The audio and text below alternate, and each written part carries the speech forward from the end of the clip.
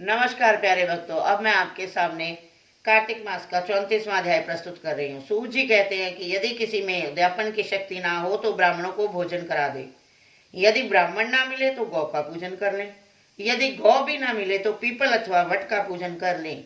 यह सुनकर ऋषि पूछने लगे कि महाराज, वृक्ष तो सभी समान हैं, फिर पीपल तथा वट वृक्ष को ही श्रेष्ठ क्यों माना गया है?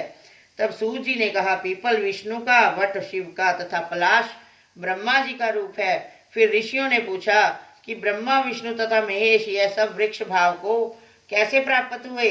यह सुनकर सूत जी कहने लगे कि हे ऋषियों, एक समय शिव जी पार्वती सहित एकांत में विराजमान थे कि उस समय देवताओं द्वारा भेजे गए अग्निदेव द्वारा उनके एकांतवास में कुछ विघ्न उपस्थित हुआ। तब पार्वती जी ने क्रोधित होकर देवताओं को श्राप दिया कि तुम वृक्ष रूप हो जाओ।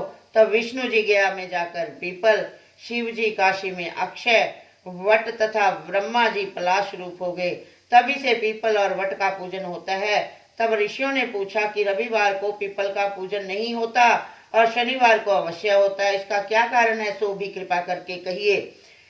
सूत जी कहने लगे, हे ऋषियों, समुद्र मंथन के समय जब 14 रत्न समुद्र से उत्पन्न हुए तब श्री विष्णु भगवान ने कौस्तुभ मणि तथा लक्ष्मी जी को स्वयं ग्रहण कर लिया।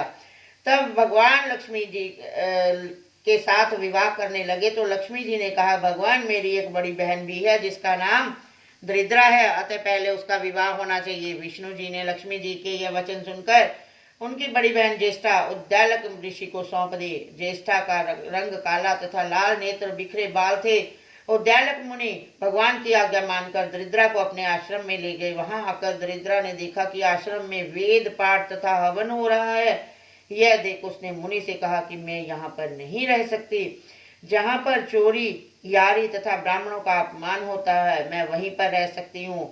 उसकी यह बात सुनकर उद्दालक ऋषि अति दुखित हुए और उसको वहीं पर छोड़कर चले गए और कह गए कि मैं तेरे लिए कोई स्थान देखकर आता हूँ।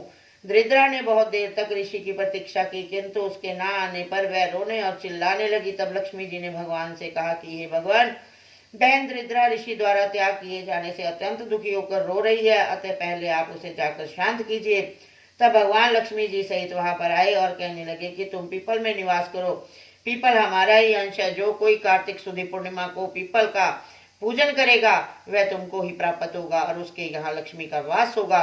जो शनिवार को तुम्हारा पूजन करेगा और सूत लपेटेगा उसके समस्त मनोरथ सिद्ध होंगे, परंतु दूसरे दिन अर्थात रविवार को जो तुम्हारा स्पर्श करेगा वह दरिद्री हो जाएगा। इतना कहकर भगवान अंतर ध्यान हो गए। सूत जी कहते हैं कि जो कोई इस व्रत को कथा को कहता व सुनता है उसको प्रयाग तथा बद्रिका आश्रम तीर्थ जैसा फल प्राप्त होता है। इति श्री 34वां अध्याय समाप्त।